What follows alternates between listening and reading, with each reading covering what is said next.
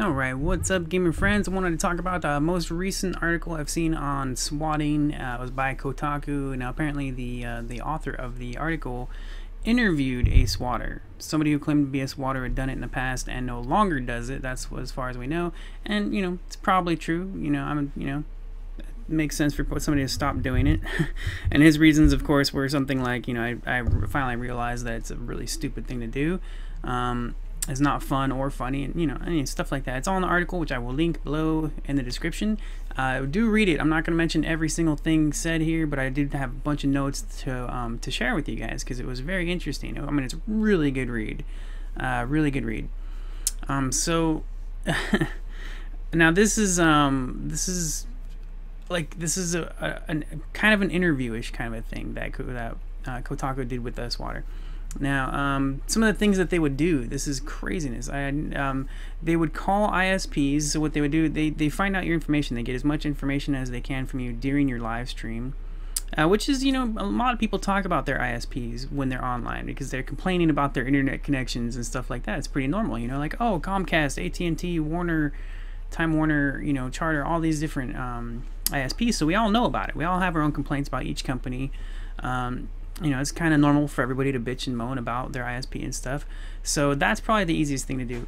But the next thing that they do is they'll call that ISP and fake that they work for that company and end up getting your IP information. That's what they can do. It's not, I don't know how easy it is. The way the guy talks about it makes it sound like it's easy to do, which is scary stuff. There are a few methods to go ahead and make sure that you're safe, safer anyways.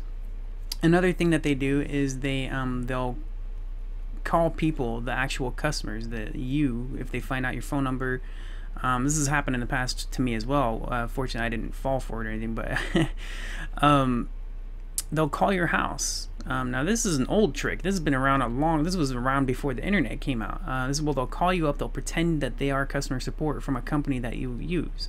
So if they know that you use AT&T or Time Warner or whatever, they will call you. They will pretend that they're a customer support from them. PayPal, Amazon, they'll call you and they'll try to get you to provide your personal information. They will try to get your credit card number, your address. They'll say they're working on something. They're upgrading their system, stuff like that. That's a trick. That's an old ass trick. That is really old. That's one of the things they'll do. One thing I didn't know about here, I thought this was interesting. They use your Amazon wish list. So if they know your email, which is common-ish, they can look up your Amazon wish list. They'll pretend to be you and get your address by contacting Amazon and saying that somebody sent you a gift from your wish list and you want to make sure that it isn't going to the wrong address because you moved or something like that.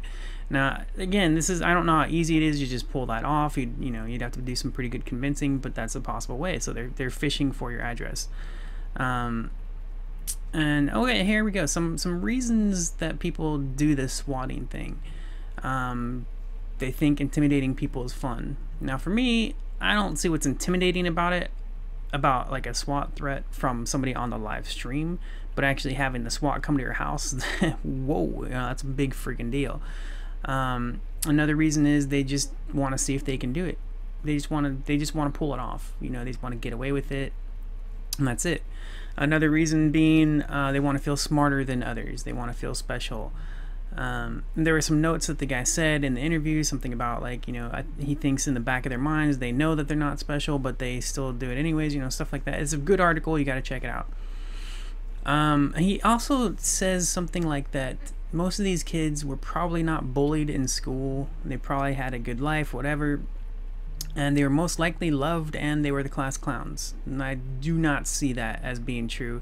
I can see it as being possible, but I wouldn't say it would be all of them, because swatting, I was a class clown. I was a freaking class clown. I would never swat somebody. I would never do that, ever. Okay, that's just straight up stupid. I mean, yeah, so he noted that. That's what he thought. That was his feelings on it. And also another point of that, I think almost everybody gets bullied at some point in their lives, usually in the younger parts of their lives, but bullies are kind of common. And these people that are coming into your channels, your live streams, your YouTube comments and stuff, and they're leaving horrible comments or doing stupid things, they're bullies in a sense, So I mean, I don't think that they weren't bullied, and that's, you know, I mean, I think that was kind of a silly thing to know, but I thought it was something to share, you know, on this vlog here. So I did think that was interesting, and I did want to say, like, no. I don't think so. I don't agree with that. I could see it being possible, but I don't really think it has anything to do with it. You know, it just seems a little silly. A good reason to do it. Okay, now this was another interesting part of this. This is the person who has done swatting in the past. He says he's done with it, won't do it again. One of his swatting actual things that he did, he says, and I didn't write down every single detail, but I took some notes, a couple little things. He came across a live streamer who was playing Minecraft, and he would exploit kids that were joining him on his channel, getting them on the Skype and getting money from them, from their parents, for something. I don't know exactly what, but he was exploiting kids in Minecraft, getting money from their parents and stuff for something. So they swatted that guy. That's interesting, you know. Still horrible, but I mean, it's just like, oh, I could have never thought like of a good reason to do something like that, and I still don't think that's a good reason. Like, that's not like a good reason, you know. But I mean, it's anyways, yeah. So that's a weird situation, but you know, yeah, that's okay. That's just a weird one. I don't agree with that. I don't think it's you know, sensible or justified really, but it's an interesting one to go with there.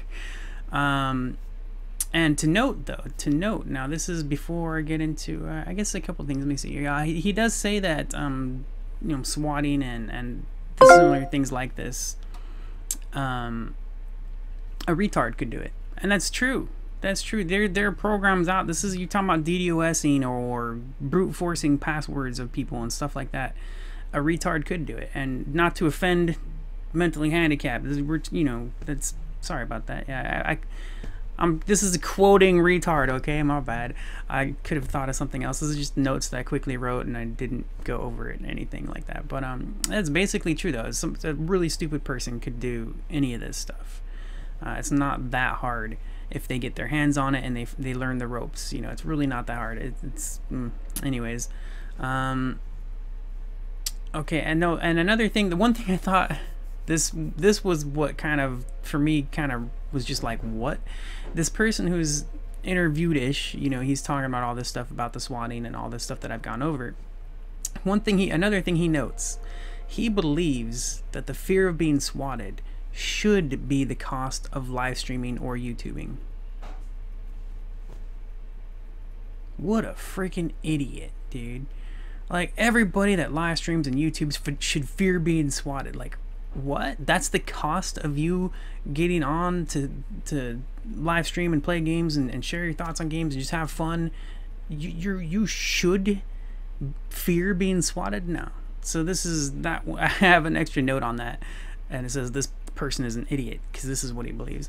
Now he has a lot of great points. He's you know, I love the sharing of it and stuff, and it's really cool. But saying that makes me think he is really young, and because that's something a young person would feel smart about saying, you know, like, that's no. But the cool, I mean, everything good comes out of this article with all this stuff. It's a really good article. Finally, we'll talk about being safe here. Now, one of the things I thought was interesting, as he says, excuse me, he says to actually call the police before this happens, and let them know that you live stream YouTube, you're doing these things. But I forget exactly how he worded it, but he said let the police know that this may come up. Let them tag your address, your name, or whatever, so that they know if they get a call in like that, something extreme, you know, that they might be a little more wary of it or whatever. I don't know how effective that would actually be. But the other part was, if somebody does tell you in your stream or your Twitter feed, if somebody actually tells you flat out the SWAT is on their way and you think they're joking, call the police, let them know your address, your name, in case they do have a SWAT team on the way. At least they can inform them, you know, something that they'll still come. I don't think that would stop them from coming, but when they do get there, they might be a little bit more not so on the trigger, you know. That's pretty crazy. So that's actually a good tip, though. And these other things, which are things that my mom used to make sure that we would do, me and my sister, for a long time. And I used to think she was paranoid, but I mean, cautious, overly cautious is another way to put it, which is cool, you know.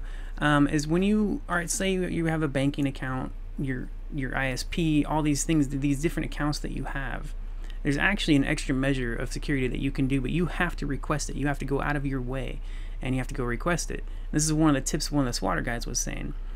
You know, tell your ISP, tell your bank, tell all the people that you have these specific like personal information out there.